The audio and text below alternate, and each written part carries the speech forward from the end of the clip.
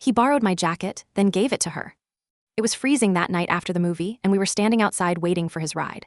I noticed him shivering, rubbing his hands together, so I offered him my jacket. He hesitated for a second, said he'd be fine, but I insisted. It was oversized and warm, and I didn't mind. Honestly, it felt kind of sweet, like one of those moments where something small says a lot. He thanked me, threw it on, and pulled the sleeves over his hands. I couldn't stop smiling. The next day, he texted that he forgot to bring the jacket with him to school and would return it soon. I didn't really care.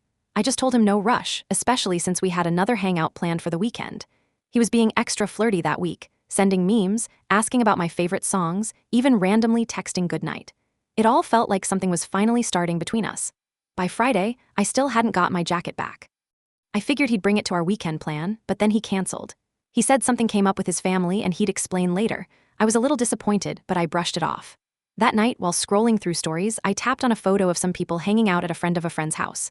There he was, in the background, next to a girl I didn't know, and the worst part, she was wearing my jacket. At first I thought I was seeing things.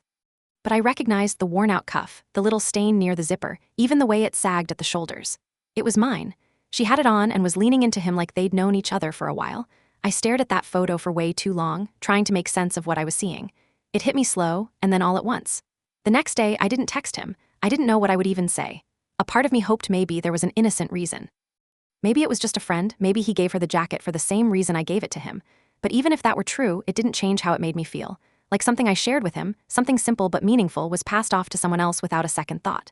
Eventually, he messaged me, asking if I wanted to hang out next week. He didn't mention the canceled plans, no explanation, no apology. I replied a day later and just said, "I saw your story." He left it on read. No denial, no anything. That silence told me more than I needed to know. I didn't push for the jacket back. It felt pointless by then. I could buy another one, sure, but I didn't want to see it anymore. I didn't want to remember the way I thought things were moving forward when really, he was just passing through.